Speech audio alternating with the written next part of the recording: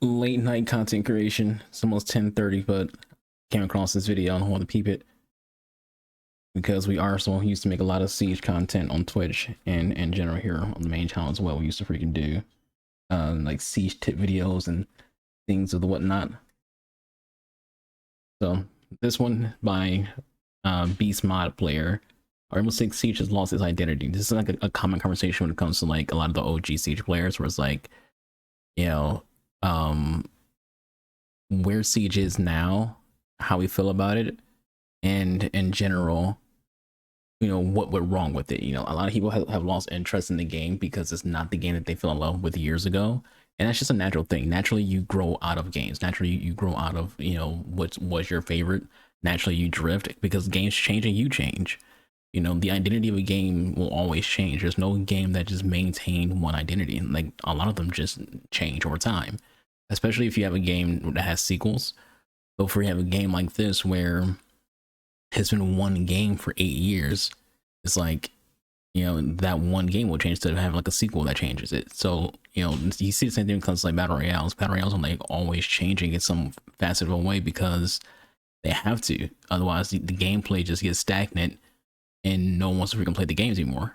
And I'm not saying it's like, you know, try to like, you know, make it seem like Ubisoft does a good thing by making this game change its identity, but, you know, it's just inevitable. Like, you're going to have change in your game. But as I always say, when it comes to my reaction videos, the original link will be in the description box below. It's the first link in the description box. Always show the original creators some love. And I know for those who are like, no, on my channel, you're probably like, yo, when are we getting some of those reviews and videos? I'm working on it, but, you know, when things pop up that gets my attention, it leads to me doing reaction videos. So just something that got my attention, and here we are making this video. So let's go ahead and get in here and check out this video from Beast Mod Player on Real and Fake, how Rainbow Six Siege lost its identity. I take a guess a lot of it's going to be involving, you know, crossovers, cameos, and, you know, how some of the skins exist now in the game that just doesn't really fit the identity of what Rainbow Six Siege is supposed to be. Long ago, Tom Clancy's Rainbow Six Siege used to be a tactical shooter with lore that grounded it in reality. Countries around the world creating an organization to fight back against terrorism seemed like something that could actually be real, and each operator and faction represented their country of origin with proper kit to match. And while everything definitely wasn't perfect, many considered Siege to be one of the most realistic comp shooters on the market. However, as the game has evolved, it has become more and more disconnected from that original vision of a down-to-earth, gritty competitive shooter, through its changes in gameplay, its choices in its new operators, and in the evolution of its lore. And while many of you may point out that this doesn't affect gameplay whatsoever, it's still an opinion of mine, and clearly many others, that affects our perception of new content and the game's direction. Siege's rapid change in its tonal direction has undoubtedly pushed many of the game's initial players away and onto other titles. So follow me as I tell the story of how Siege I think the thing about it is like this. When you have a game that's as old as Siege and you have new characters, you have to come up with something, you know, to like some degree. You're going to eventually need to do, you know, more futuristic things because, you know, you've already used majority of the ideas that you could use that's like down to earth, for example. So like the thing about Osa and Blackbeard, one of those common things that I say, and, you know, some other people say as well when it comes to Osa and Blackbeard, is that the perfect rework for Blackbeard is Osa. You can't go back and change Blackbeard into Osa because Osa now already exists. And, you know, the technology between those two characters isn't like some kind of like massive jump and massive leap. It's not like a crazy thing, but just in general, you know, there's only so many ideas you can have that's like down to earth and grounded before you pretty much just have to freaking, you know, start going science fiction, because at that point it starts to just like, all right, this works, you know. You try to make it make sense though. Like, they try to make it make sense logically when it comes to how Grimsby's work and how Azami's you know, kunais work. But for the most part, I don't think it's too big of a big deal when like there's like a, you know, what's the word we're looking for? We're looking for futuristic, but like not far future. So that's pretty much what it is. It's just not far. Like it's possible to have like that kind of technology. This the things to me that throw away the identity of this game isn't necessarily like the gadgets themselves. It's just the skins. Like, the skins to me is what kind of removes the identity of Siege. like, yeah, it is kind of goofy having, you know, what's his name? I forgot his name. I haven't played Siege in a while. The guy who freaking, you know, has a smoke. Fenrir, that's his name. His ability is goofy. You know, it does seem a little out of place for this kind of game, particularly this kind of game. Like, not saying like tactical shooters, because obviously it exists in games like, you know, Valorant, but for this particular kind of shooter, it's kind of just goofy. And you kind of feel that same way about some other people as well. It's just the idea of something is just goofy. Like, there's a new character who is like confined to a wheelchair. So you control robots is who you play as, not the actual character itself. You know, and it's cool because, again, it's just one of the things, just be inclusive. You know, people are confined to wheelchairs. Someone who's in a wheelchair might see that character and be like, oh, that's so cool. You know, but from a standpoint of Rainbow Six Siege, it just kind of seems a little goofy on how that character works. Lost its identity. Rainbow Six Siege's gritty and realistic tone began all the way back before the game even released with its marketing. I'm sure if you have played Siege before, you have likely seen the game's 2014 E3 trailers. These trailers were portrayed as gameplay, and it showed the attackers rappelling onto the map from a helicopter, breaching into the building, and attempting to rescue the hostage. As they get into gunfights with the terrorists, walls are getting obliterated, and they eventually begin breaching surfaces, which shows off the game's deep destruction. Even though this obviously isn't exactly how the game released, it still shows how Ubisoft was wanting to portray and market this game. Every character on both sides was decked out in realistic gear, the gunfights and destruction looked extremely impressive, and the graphical fidelity helped to sell that gritty atmosphere they were going for. Ubisoft would follow this up with an additional trailer on the white mask terrorist threat that players would be going up against in Siege. This trailer would come at Ubisoft's 2015 E3 press conference, 1 year after the initial gameplay trailer. These cinematics show off Aurelia Arnott, codenamed Six, and the active director of Team Rainbow, speaking about the growing global terroristic threat, the white masks. She discusses how Team Rainbow has been reactivated since they have no choice but to meet force with force. Both of these trailers were clearly trying to hit home with the Tom Clancy series audience, which was mostly fans of tactical shooters. And once the game was released, it would launch with cinematics of each operator showing off their gadgets and their personalities, which would continue to fit into this image that Ubisoft was trying to portray Siege as. Now, I want you to look at this marketing and compare it to the more recent Year 8 and Year 9 cinematics to advertise new content updates. The Year 8 cinematic looks like an action movie, and it has none of that grittiness or realism that the game's original trailers and cinematics portrayed. You have Caveira doing acrobats and the rest of the gang running around like it's a John Wick film. Then at the end of the trailer, they show Deimos, who has been built up as a Marvel-esque villain, killing Harry, who was the active director of Team Rainbow at the time. This cinematic and others throughout Year 8 build up to Year 9's reveal where Tom Clancy finally faced Deimos directly and capture him. Now, what I will say about this is that Deimos is an incredibly well-written character. He is probably the only saving grace of Siege's lore right now, which I'll go more in depth on later in this video. But I'm sure you can see the stark difference in the game's marketing and trailers between modern day and its initial marketing for its first few years. The core push is completely different. Siege's marketing now seems more like something you'd see from a... I mean, here's what I was saying when it comes to like this marketing strategy. Though what Ubisoft was pushing, you know, years ago for this game, you know, was very, very grounded and gritty and grim and, you know, all those dark, you know, things. People are way more into action nowadays, so it makes logical sense for a studio to, you know, make their marketing way more action heavy, because the masses are leaning towards just action. And people's attention spans, because TikTok is very, very short, they're not interested in, like, you know, the slow down exposition dumping that they used to do for trailers, where it's like you have like Ash, she like walks into an empty little white room, pops her underbarrel onto a wall, and she's like talking about herself and things like that. It's like for the current player for Siege, like the new players, the players who've only played for a couple of years, not people who've been playing for 8 years, those players are very, very into just action. They don't want to hear the character talk about who they are, what they did. They just want to see. They just want to see. They don't want you to show, don't tell. So I understand Ubisoft, you know, being like, okay, fine, we'll just show you, you know, these action scenes instead of just, you know, telling you how the character works and what a quick little, you know, 5 to 10 second, you know, thing in their bio box. But yeah, so I understand like why they kind of lean more towards these action heavy scenes than what they used to have. And personally, you know, as someone who's been playing Rainbow Six games, you know, since the Xbox original, I don't mind the shift to the action stuff, because it just I like cutscenes. I play RPGs. I play games like Mass Effect and Elder Scrolls and Dragon Age. I like cutscenes.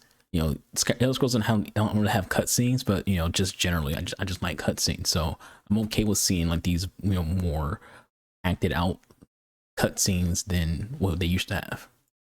Hero shooter like Overwatch or Valorant, while its original marketing felt unique and refreshing. And a drastic shift in marketing like this could be expected from a game that has been alive for 9 years if the game had changed significantly. However, I would argue that not even Ubisoft knows what they want to do with the game. And currently, I don't think this massive shift in marketing fits the tone of the game. Now, when Siege was first released, the game was immersive, it actually felt like a tactical shooter, and it looked nothing like the game does today. Just look at these two images side by side. They don't even look or feel like the same game. This can also be seen I'd also say this when it comes to like how the game just visually looks. It's also just the UI. The UI for Siege is way more colorful, even though the color schemes are kind of the same, but just like how much more bold the UI is, how much more in your face it is. Like you have the gauge in the middle of your screen on the bottom instead of like, you know, on the left or on the right. You know, it just is way more in your face. Even when it comes to like the scoreboard is bigger and out there, and you know that goes into trying to capture people's attention, because again, a lot of these gamers, they're more into games like Fortnite and Valorant. So Ubisoft, they just feel like, hey, if we make our UI big, bright, and bold, people who play games like Fortnite, Apex, and you know Valorant will be way more interested into playing our game if we change the UI. And just by changing the UI, and there's videos about this before, and also people like Pingu have also talked about it before too, like just how much the UI has changed when it comes to Rainbow Six Siege, and how much that UI has kind of like altered our perception of what the game actually looks like, because we see the UI all the time. But it's like, you look at old Siege gameplay, the UI used to be so nice because it was like just kind of like grim and gritty, whereas now it's just too colorful. And I think if they just went backwards a little bit on the UI, they'll see people enjoy the game visually a little bit more, because they'll see that more grounded visual impression. I don't think like the actual maps themselves like look so much different from each other, to where it's like, oh, the maps are now colorful and they change up the game so much more. And even when it comes to like, you know, the destruction on some of the walls and whatnot, some of this change right here is because of just the assets. You know, Ubisoft made changes to the game to make file sizes smaller, so the game isn't freaking 200 gigabytes that Call of Duty games are, which is a good thing. But also, this is a beta gameplay. I played the beta back then, you know, and a lot of the stuff in the beta didn't carry to the full game, including how the walls look. Yeah. Even something as simple as the main menu of the game, where new operators in the early days had a serious tone, and now the menu is extremely bright and tone deaf. However, as the years went on and people played more and more, players began to realize that the gameplay was extremely aggressive. Insanely fast movement, ADS speeds being quicker than ever before, guns having little to no recoil, and mechanics like bolo leaning made it possible for players at the highest level to play extremely fast. I would say when it comes to that, that's just basic people getting better at the game. You know, when the game first came out, people were good because they were good at shooters mechanically. But the more and more people got better at the game, and more people learn mechanics and whatnot, the game speed picked up. You know, there's metas, and when those meta shifts happen, there's always going to be moments where mechanics will learn. Like he mentioned the bolo peak. That was always in the game, just people didn't really do it because no one really thought to do it. You know, someone else thought to do it, and so they did it. And that became popular, so everyone else started doing it too. It's like, you know, again, just going back to game speed. The game speed is faster because people have, this is an 8-year-old game. You know, you're going to play the game faster, and when it comes down to it, what makes people have more fun is getting kills, not necessarily playing the objective. So people are going to play fast to get as many kills as possible, more so than, you know, playing a slow tactical, you know, style of gameplay. And for people who are older, who are playing the game longer than most people, they adapt their gameplay to this newer school of people. So it's like, okay, well, if they're playing fast, we got to play fast too. Otherwise, we get kind of left behind and we lose games. Without playing the game tactically as the developers originally intended with the game's vision. As players began... Also, just quickly, he mentioned tactically. The FPS genre is becoming more and more solo based. So there's a lot of solo players. You're going to lose tactics when it comes to any video game because of just how solo these games are becoming now. And it's not the developers' fault that people are becoming more and more solo friendly.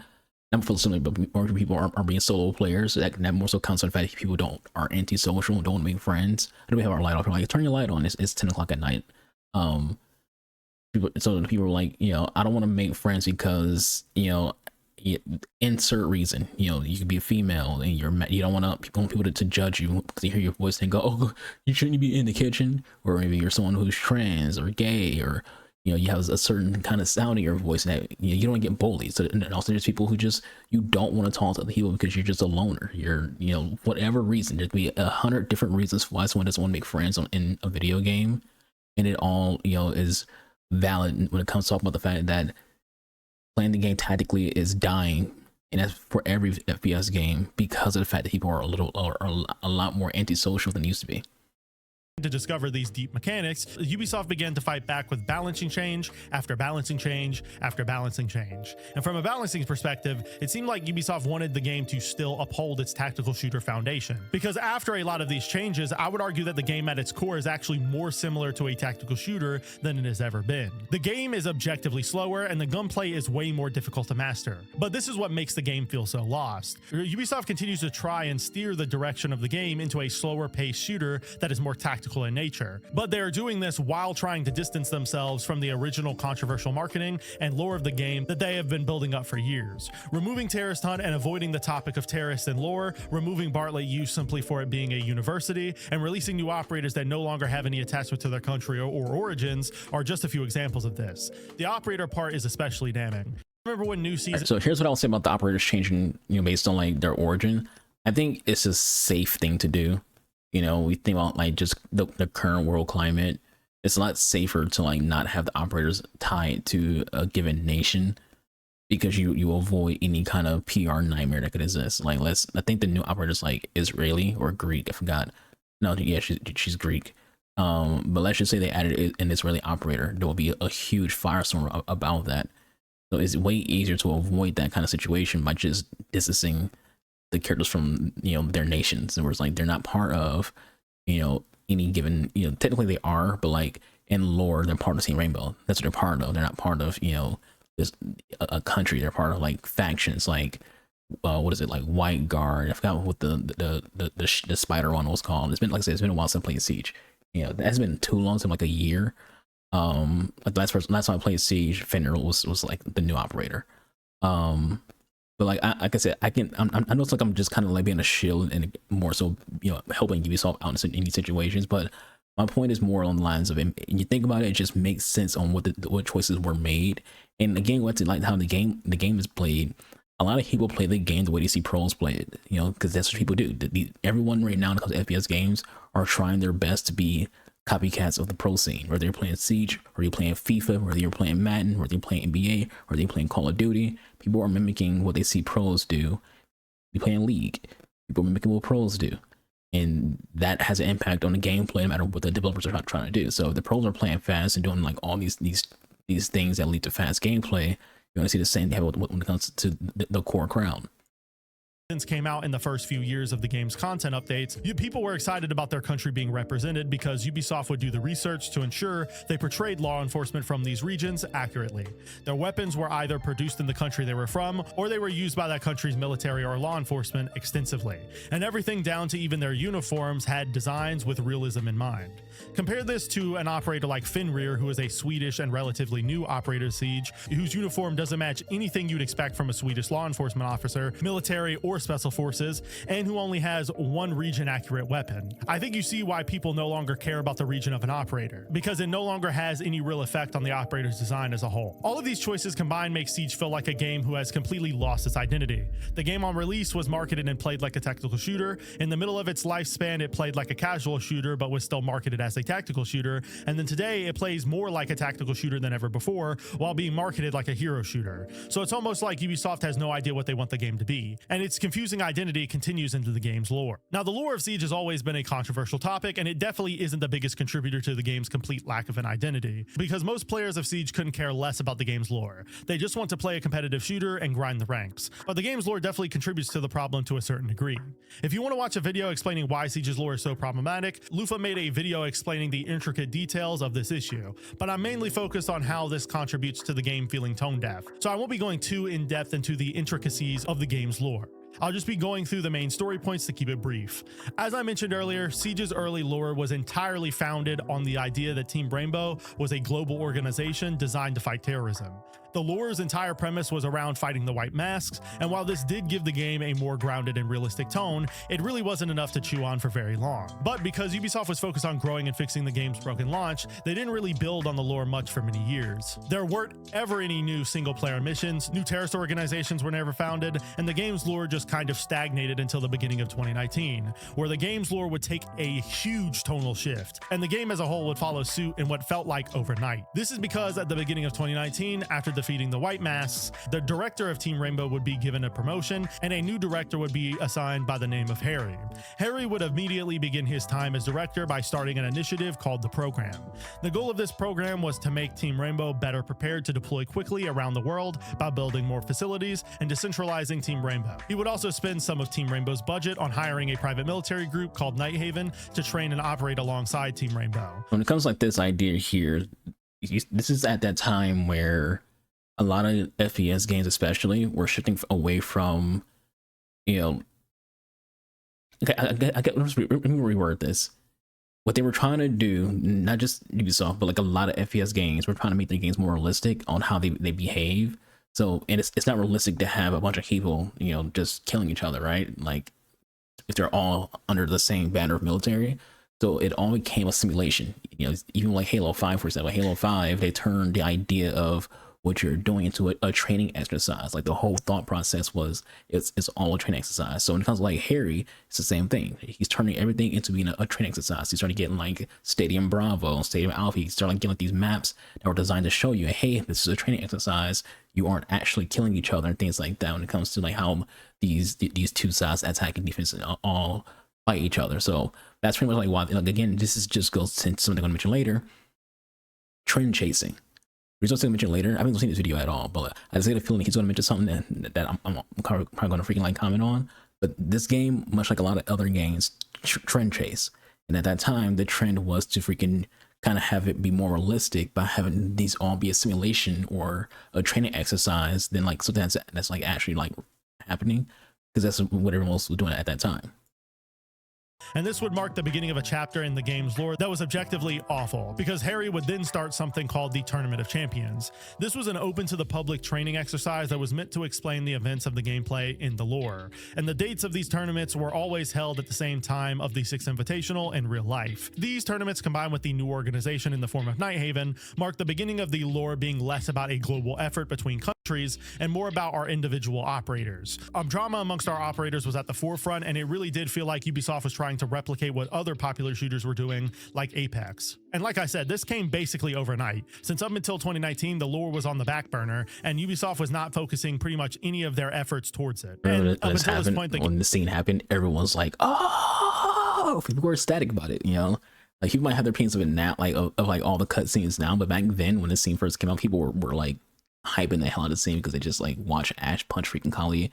So it's like everyone's like just people were eating up. Game's lore was as simple as a bunch of law enforcement organizations working together to fight terrorists. But continuing down this path, tensions would begin to build between Team Rainbow and Nighthaven until Nighthaven would eventually leave Team Rainbow, bringing some of our operators with them. However, shortly after the departure, Azami and the businessman she was tasked with protecting by the name of Yahata were attacked, resulting in the death of Yahata. While investigating, Azami would find a bullet casing that came from Nighthaven's QCR department. And now Team Rainbow's top priority was to investigate what was going on at Nighthaven. Team Rainbow then does an operation where they infiltrate Nighthaven's headquarters and acquire an important data key that can give them the answers they need. And this is the kind of lore that we would see for a long time, where Team Rainbow and Nighthaven would be at constant odds with each other, and the lore would be entirely based around this conflict. However, due to the story point in the lore being so bad, Ubisoft would write over this conflict by later revealing in 2023 that Deimos had set up the whole conflict between Nighthaven and Rainbow because he felt that Team Rainbow is a shadow of what it used to be. Basically, Deimos is the embodiment of all the haters of the Siege lore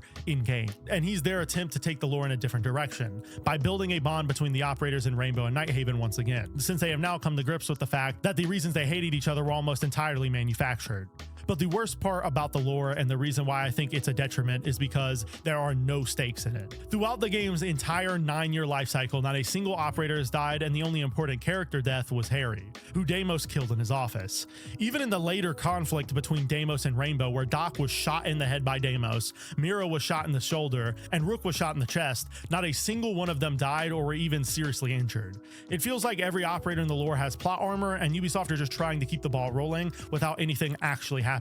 But I'm sure you can see how jarring this lore direction is in comparison to what I mentioned earlier at the start of the game. Obviously, I oversimplified a lot of the lore for the sake of brevity, but there are multiple obvious major shifts in tone in the game's lore in its key moments. From a global organization focused on anti-terror, to drama amongst that organization and televised training events causing it to splinter, to more recently the target of Rainbow being a single Marvel-esque villain in the form of Deimos. It's just an absolute disaster that doesn't help the game feel like it has any real identity. And the final way Siege has lost its identity is in its cosmetics. As I've mentioned throughout this video, Siege started by initially trying to uphold the uniforms of the units the operators were a part of, and the game tried to keep a somewhat serious tone to their skins. New elites were designed off of older military or law enforcement uniforms, and other skins like Pro League skins weren't too terribly off base either. They were mostly just recolors of the already existing uniforms. However, as the game has evolved, Siege has been getting more and more lenient with their skin design, starting off with brighter colors. This is where I want to mention what I was saying before. Trend chasing. Well, he's gonna get into it. I'm gonna tell you right now. A lot of the reason why you see the skins you see in Rainbow Six nowadays is just to chase trends. Fortnite has created an epidemic in video games where every studio feels like they need to have the most goofy and colorful skins, you know, to just get as much money as possible and as much attention as possible. This game has Halo skins. Keyword there is skins, more than one. You can run around this game as Master Chief and the bunny herself, Kelly. You know, so who's member of a blue team. So Frost has a Kelly skin and Sledge has a Chief skin. Think about that. You're playing a tactical shooter supposed to be based around modern times, but there's people in the game who can run around as super soldiers from the year 21. I think it's 2152. I could be wrong. I think maybe like 2552. My Halo years are a little off. Not only that, you can also run around as the Undertaker. You run around as Rhea Ripley. You can run around as people from Rick and Morty. You can run around. Here's a Becky Lynch. I have the Becky Lynch skin. I'm not gonna freaking front with you. I think I also had the Ripley skin too, to be honest. But like generally, what I'm trying to say is, you know, all these skins exist. Because of trends. They see people spending just shit ton of money in Fortnite to get skins that are just goofy and colorful. I want to play as Goku. I want to play as Frieza. You know, I want to play as Spider-Man. So people like people like Call of Duty, you can play as Nicki Minaj. You can play as Alucard from Hellsing. This game, again, you play as Halo. You play as the WWE wrestlers. It's like, it's goofy as hell, but at the same time, people are buying it. I just told you about that. I myself do own the Becky Lynch skin. People are buying it because it just looks cool. And when people are buying something, because again, all the studio, they have metrics, they have data, they know exactly what people are doing at all times, and people are buying at all times. They are making enough money to tell them like, hey, we should keep doing this. If people weren't buying it, they will stop doing it, because they see the data like, oh, people aren't responding to this the way we thought they were going to. They're not buying it. Let's not do this anymore. But they're making bank on these skins, so they're gonna keep doing it. As a community, you cannot complain about something while still working over the money for that item. You just can't, because again, publishers and marketing teams, they don't care about your opinion. They care about your actions. If your actions, you're still going to buy it. They don't care if you don't like it. So in order for them to go backwards and stop having all these goofy ass skins, people have to stop buying the skins. Serious designs, and slowly building up to full-blown crossovers like the 2B Iana skin and the Master Chief Sledge skin. These skins are extremely well done, and they match the characters they are based off of. I'm not saying they are bad skins by any means, but do we really think that these skins fit into the original vision of the game? Do you think that we really need Rick and Morty running around?